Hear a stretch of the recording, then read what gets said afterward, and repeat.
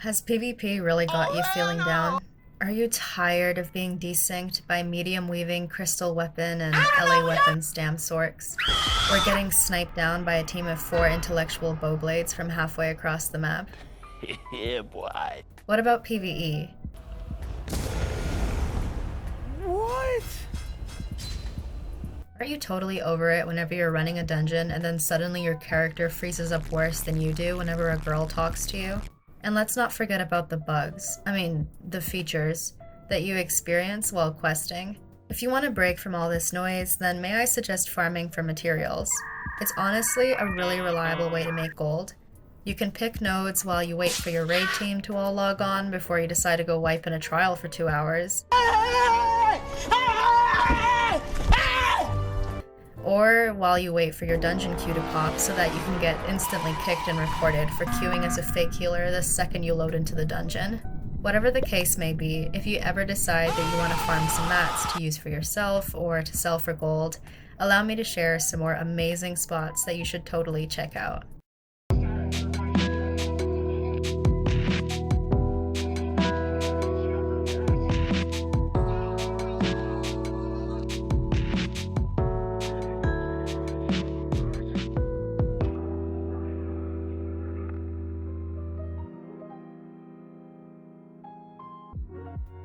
To honor the lore of this channel and the goons that really did not appreciate my bug loss jokes in the past, I'm gonna carry on with this sacred tradition of pronouncing bug loss incorrectly.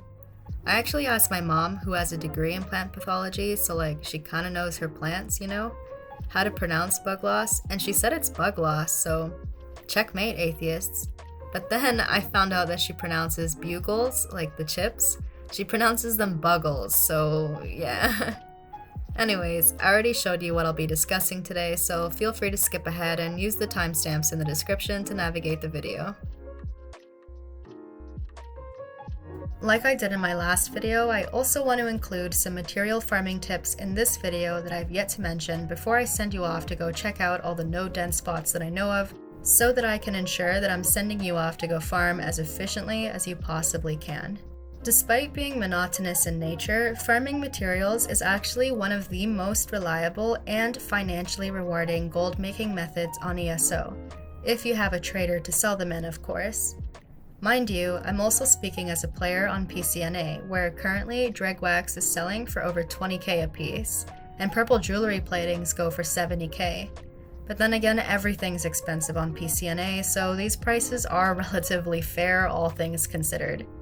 Unlike farming world events or furnishing plans, which RNGesus has a firm grasp of, farming materials is a steady and consistent way to make gold. If you see a node, you can harvest it and get it. It's as simple as that. Well, unless some shitter took the primary material and left the secondary material like worms or an alchemical resin, but that doesn't really happen all that often. But when it does, because of its reliability, I'd recommend this endeavor overall as a good way to make bank on ESO, especially as a newer player with limited gold making options. I know of people that can make up to 300k worth of materials per hour of farming them, which ain't too shabby. Imagine being that good at farming mats during a double node event. You'll be able to buy some quality ERP with that much cheddar. In order to make this much, you have to have a great route and be super efficient when farming. You can be more efficient with your farm to ensure that you harvest as many nodes as possible with whatever time you have to dedicate towards farming mats. In order to do so, you can traverse a really efficient route, like the ones that I've mentioned in my previous mat farming video and the places that I'll be mentioning in this one.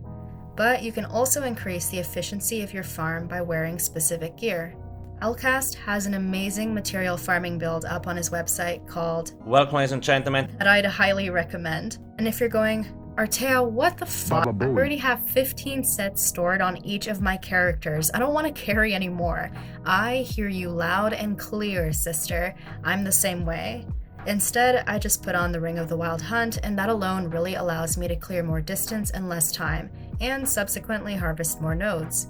10 out of 10 would recommend this mythic ring. It's a great quality of life feature. Here's some other great sets that can help you farm more efficiently, if that's something that you'd like to look into. Now that I've convinced you that farming mats isn't a complete waste of time and given you a couple ideas for how to be more efficient when you farm, let me show you some more of the best places to farm for mats in this game.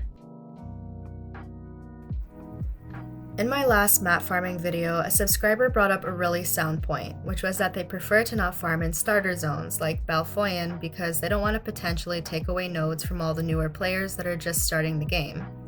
They just about changed my mind until a few others commented both on that original comment and on some other comment threads about how nodes in starter zones actually respawn like mad.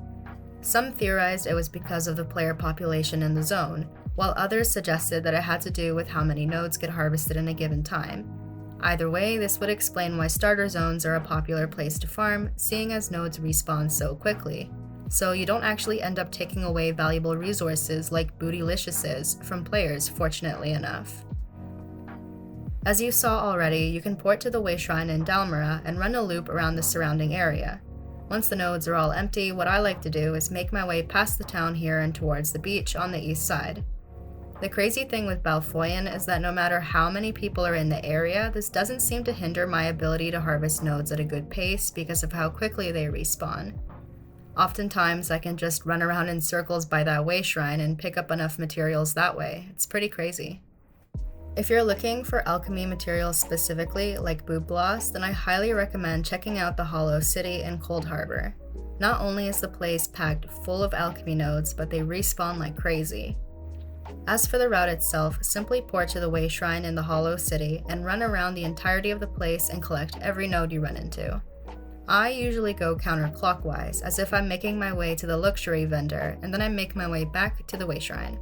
Sometimes I'll just do a quick loop whenever I'm in the zone anyways to buy luxury furnishings on the weekend, but you can definitely run laps around this place, easy.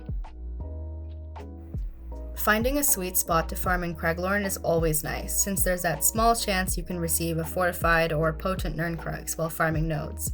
I showcased a Craglorn route in my previous video, but I'd like to elaborate on another one.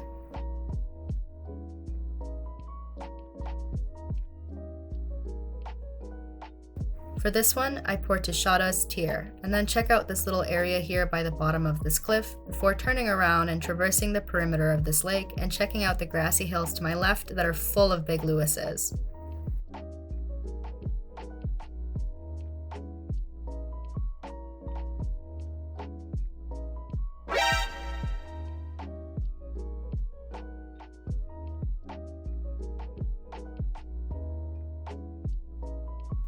I follow this route until I hit a fork in the road, in which case I'll usually take a left turn and head east to gather all of the nodes in that area, before returning to that fork in the road and then going west.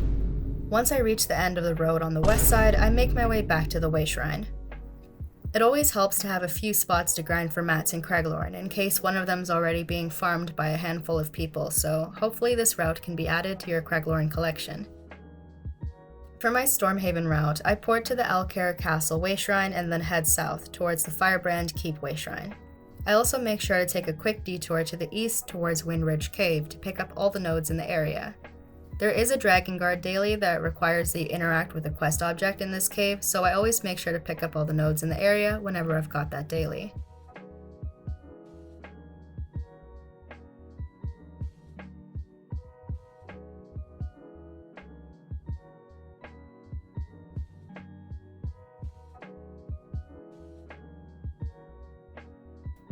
You can go a fair ways south before turning around and following the river back to the starting point and collecting all of the nodes along the way. This place is great since there are so many alchemy nodes, like my all-time favorite, Cornflower. And Boner. Wait, YouTube is not gonna like that one. Although Northern Elsewhere is a DLC zone and likewise not one that everyone necessarily has access to, and one that unfortunately does not have a chance to drop an ethereal dust since that can only happen in base game zones, I still figured I'd take a moment to show you guys this route. The route is relatively simple since it consists of maneuvering in a pretty straight line. First, port to the Way Shrine at the Tenmore Temple, and then head directly towards the Way Shrine at Scar's End. You can follow this route all the way to the other Way Shrine, but oftentimes what I'll do is just make my way to the Red Hands Run world boss so that I can 1v2 these nerds for some valuable elsewhere gear. Crafty Elfique has always been a mag favorite for PvP, so it's always sold for a reasonable amount of gold, and even Undertaker has experienced some recent demand on PCNA, even after they patched the portion of it that was overperforming. As of recording the audio for this video, the Pan Elsewhere event is on the horizon, and just like all other zone celebration events, material nodes will be doubled in Northern Elsewhere, so if you're looking to farm materials during the event, maybe check this place out. This area is also in a DLC zone, but I figured I'd mention it should there ever be another Western Skyrim celebration event. This route is also conveniently nestled between 2 Harrowstorm spawn rituals, a super easy to kill world boss, a lot of boogie loogies, and even a few treasure chests, so you can also farm for some gear while you farm for mats. All 3 of the sets in the zone have had some utility in the previous PvP meta, so I don't see why they wouldn't return to the spotlight at some point and be worth a fair amount. I like to port to the Morthal Way Shrine and then first slowly make my way over to the world boss Shademother while I pick up all the nodes along the way. If Shademother's up, I'll quickly solo her for some gear. This world boss is actually incredibly easy to solo, so long as you stay inside her Blue Forest AoE and kill the dog ads that she summons and block any incoming heavy attacks. However, this world boss becomes a nightmare if random pugs swing on by to toss a few light attacks your way but don't actually end up doing any of the mechanics or any damage. This will result in the boss spawning more and more ads, and then the pug or pugs will eventually die, and then you're left with too many ads and your little Bosmer hands can't block all of that damage. They ask you how you are, you just have to say that you're fine, and you're not really. So, PSA, please do the mechanics for this world boss, or at least do some damage, or else just let the person solo the world boss and come in at the end to hit it once for credit or something. Okay, sorry for the toxic elitism and the gamer rage, it's just, can you tell that this has happened to me way too often? Anyways, after, I'll head out in the direction of the old Karth ritual site, and then loop back around and make my way over to the Black Morass. Is it Morass? The Black Morass ritual site before eventually returning to that Morthal Way Shrine.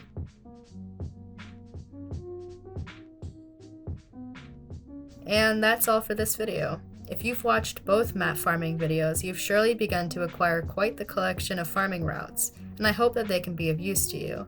Perhaps if one route is barren or being overfarmed, you can check out another.